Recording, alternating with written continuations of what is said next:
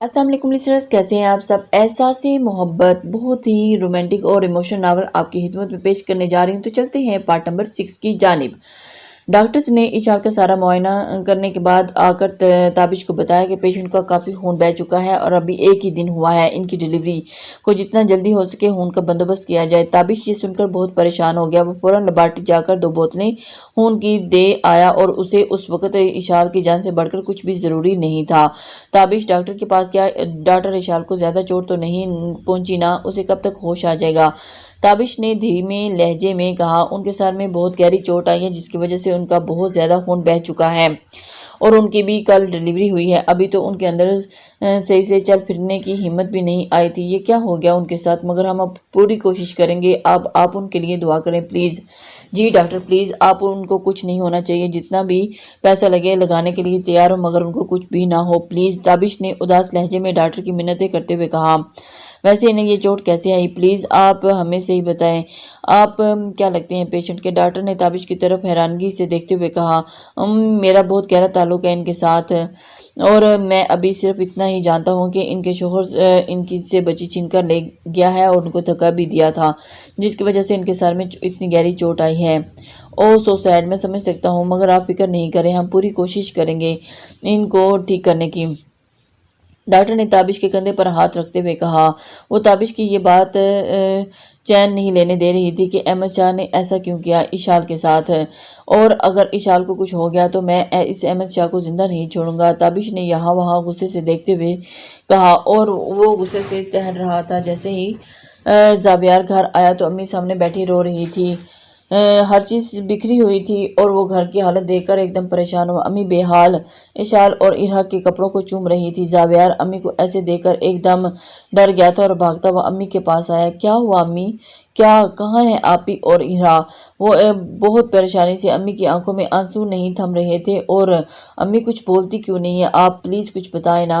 زاویار بھاگتا ہوا اشال کے کمرے کی طرف بڑھ گیا، جہاں دیکھا تو ہر چیز بکھری ہوئی تھی۔ وہاں اس نے زمین پر خون پڑا دیکھا تو اس کا رنگ اڑ گیا۔ وہ دوبارہ امی کے پاس گیا۔ امی کچھ بولتی کیوں نہیں ہے؟ آپ بتائیں مجھے، کچھ کیا ہوا؟ کہ زاویار کی آنکھوں میں آنسو آ گئے۔ بیٹا کیا بتاؤں زاویار، اگر اشال کو کچھ ہو گیا نا تو میں مر جاؤں گی۔ امی آپ ایسے کیسے کیوں کہہ رہی ہیں؟ اشال کو کیا ہوا آپی کو؟ وہ ایک دم سے پریشانی سے پوچھ رہا تھا۔ تابش اشال کو ہسپتال لے گیا ہے، تم اس سے پوچھو کہ کیسی ہے اب اشال؟ ہاں امی، ابھی میں پوچھتا ہوں۔ زاویار نے فوراً تابش کو کال کی اور پھر وہ اشال کے بارے میں کیا ہوا اشال کے بارے میں پوچھنے لگ گیا۔ امی کیا کہہ رہی ہیں؟ تم اشال کو ہسپتال لے کر گئے ہو؟ ہاں، میں اسے فوراً ہسپتال لے آیا تھا۔ ڈاکٹرز نے اسے ایمرجنسی وارڈ میں رکھا ہے اور کہا ہے کہ اس کا کافی خون بہہ گیا ہے اور بہت گہری چوٹ آئی ہے سر میں۔ تم بھی جلدی سے ہسپتال پہنچو، مجھے تم سے ضروری بات کرنی ہے۔ زاویار نے کال بند کی اور امی کو لے کر ہسپتال نکل گیا۔ ہسپتال جانے کے بعد تابش نے زاویار کو ساری بات بتائی اور ایسے کہ امی نے مجھے بتایا ہے کہ احمد شاہ ہسپتال سے ارحا کو چھین کر لے گیا ہے، تو میں تو سوچ نہیں سکتا کہ احمد شاہ یہ سب کرے گا میری بہن کے ساتھ۔ خدا کا عذاب نازل ہو اس بدبخت پر۔ جب مجھے امی نے کال کی تو مجھے لگا شاید ویسے ہی کوئی بات ہوئی ہوگی، میں تو سوچ بھی نہیں سکتا تھا کہ اتنی بڑی بات ہو گئی ہے۔ زاویار غصے سے آگ بگولا ہو گیا۔ زاویار، ہمیں ہوش سے کام لینا ہے اور اس وقت بنتا یہی ہے کہ ہم اس احمد شاہ پر کیس کریں اور اس کو جیل کرا دیں۔ ہاں تابش، تم نے بالکل ٹھیک کہا، اب بس بہت ہو گیا، اب وہ بدبخت انسان جیل ہی میں جائے گا۔ زاویار نے تلخ لہجے میں کہا۔ بالکل احمد، زاویار پہلے جا کر ارحا کو لے کر آؤ، نہ جانے بچی کس حال میں ہوگی، تابش نے کہا۔ تابش، پتہ نہیں بچی کو کہاں لے کر گیا ہوگا، میں کہاں سے پتہ کروں، امی نے روتے ہوئے کہا۔ امی کا رو کر برا حال ہو رہا تھا، وہ اسے اپنے گھر ہی لے کر گیا ہوگا جہاں تک میرا خیال ہے، تابش نے کہا۔ تابش، تم امی کے پاس رکو، میں دیکھ کر آتا ہوں اور اس کے بعد ہم پولیس اسٹیشن رپورٹ درج کروانے چلیں گے۔ ٹھیک ہے، میں تمہارا ویٹ کرتا ہوں۔ یہ کہہ کر زاویار وہاں سے چلا گیا اور جا کر امی سے بات کرنے لگا۔ دعا اور شہریار ارحا کو لے کر اشال کی امی کے گھر پہنچے۔ تابش، تم امی کے پاس رکو، میں دے کر آتا ہوں اور اس کے بعد ہم پولیس اسٹیشن رپورٹ درج کروانے چلیں گے۔ یہ کہہ کر زاویار وہاں سے چلا گیا اور دعا اور شہریار ارہا کو لے کر اشال کی امی کے گھر پہنچے، مگر انہوں نے دیکھا تو وہاں کوئی بھی نہیں تھا۔ بھابی بھابی دعا بھابی کو پکار رہی تھی اور یہ کہتے ہوئے اشال کے کمرے میں داخل ہوئی تو اس نے دیکھا کہ زمین پر خون ہی خون پڑا ہوا تھا۔ وہ دیکھتے ہوئے حیران رہ گئی کہ بھاگتی ہوئی کمرے سے باہر گئی اور پھر شہریار وہ کمرے میں، وہ گھبرا کر شہریار کو کیا ہوا کمرے میں؟ وہ دونوں گھبراتے ہوئے کمرے کی جانب بڑھے اور دیکھ کر ایک دم سے ان کی آنکھیں پھٹی کی پھٹی رہ گئیں۔ کیا وہ کچھ بولو تو صحیح، دعا کے منہ سے لفظ ہی نہیں نکل رہے تھے۔ وہ خون دیکھ کر خوفزدہ ہو گئی تھی، وہ سوچ بھی نہیں سکتی تھی۔ شہریار نے ارہا کو دعا کو پکڑایا اور کمرے کی طرف گیا۔ جب وہ کمرے میں داخل ہوا تو اس کی نظر سیدھا خون پر پڑی۔ خون دیکھ کر اس کا بھی رنگ اڑ گیا اور نہ جانے بھائی یہاں کیا کر گئے ہیں۔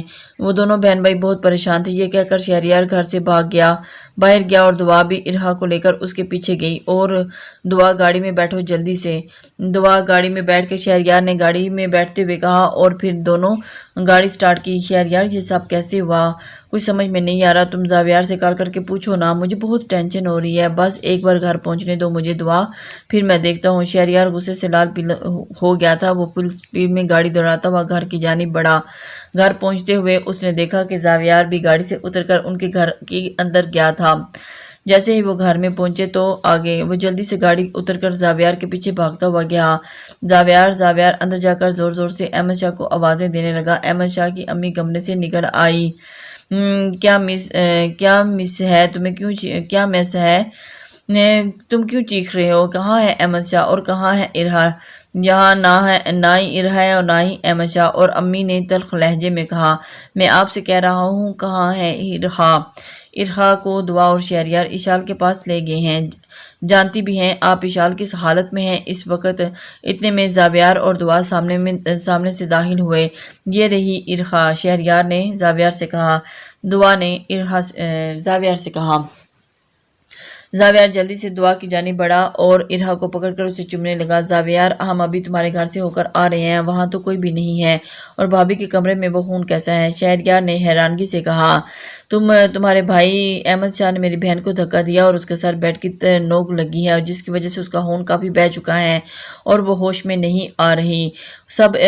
زاویار نے انتہائی اداس لہجے میں کہا، اور یہ سن کر سب ایک دم حیران ہو۔ یہ کیا کہہ رہے ہو تم زاویار؟ یہ کیسے، ہمیں کیوں نہیں بتایا تم نے؟ اور بھابی کا کیا حال ہے؟ شہریار نے زاویار کے قریب جا کر کہا۔ زاویار نے، یہ کیا کہہ رہے ہو تم؟ دعا نے، شہریار مجھے بھابی کے پاس لے چلو جلدی سے، دعا نے روتے ہوئے کہا۔ شہریار کی طرف بڑھتے ہوئے، یہ سب جھوٹ ہے، میرا بیٹا ایسی حرکت کر ہی نہیں سکتا، یہ سب اشال کے ڈرامے ہیں اس گھر میں واپس آنے کے لیے، امی نے نفرت بھرے لہجے میں کہا، اور وہ میری بہن اب کبھی بھی اس گھر میں قدم نہیں رکھے گی، اور بہت جلد ہم اس احمد شاہ سے اپنی بہن کی جان چھڑوا بھی دیں گے، ہمیشہ کے لیے۔ آپ یہ سوچ بھی کیسے سکتی ہیں کہ میری بہن اب اس گھر میں قدم رکھے گی؟ یہ کہہ کر زاویار ارہا کو لے کر وہاں سے چلا گیا۔ بہت یقین ہے نا امی، آپ کو اپنے بیٹے پر بہت پچھتائیں گی آپ ایک دن۔ چلو دعا، گاڑی میں چل کر بیٹھو، ہم بھی ہسپتال جا رہے ہیں۔ دعا اور شہریار بھی گاڑی میں بیٹھ کر ہسپتال کی طرف روانہ ہو گئے۔ احمد شاہ آفس میں میٹنگ اٹینڈ کرنے کے بعد وانیہ کے گھر جانے کے لیے نکل گیا۔ راستے سے اس نے وانیہ کے لیے پھول لیے اور پھر اس کے گھر کے باہر کھڑے ہو کر احمد شاہ نے اسے کال کی کہ باہر آؤ جلدی سے، میں تمہارا انتظار کر رہا ہوں۔ ٹھیک ہے ڈارلنگ، بس 5 منٹ دو، میں ابھی ریڈی ہو کر آتی ہوں۔ احمد شاہ گاڑی میں بیٹھا اور اس کا انتظار کرنے لگا۔ گرے پینٹ، بلیک کلر کی شرٹ اور بلیک کی سن گلاسز لگائے وہاں سے گزرتا ہوا ہر شخص اسے دیکھ کر جاتا تھا، مگر وہ ہر کسی کو اگنور کر رہا تھا، ہاتھ میں پھول پکڑے اس کی خوشبو سونگھ رہا تھا۔ ہیلو ڈارلنگ، وانیہ نے گاڑی میں بیٹھتے ہوئے اسے کہا۔ ہیلو بیبی، کیسی ہو؟ دونوں ایک دوسرے سے مل کر، یہ آپ کے لیے، احمد شاہ نے وانیہ کو پھول دیتے ہوئے کہا، اور وانیہ تو دے دا، او ڈارلنگ شکریہ، وانیہ دیکھ کر بہت خوش ہوئی۔ وانیہ نے پھول پکڑ کر انہیں سونگھتے ہوئے کہا، کیسی ہو؟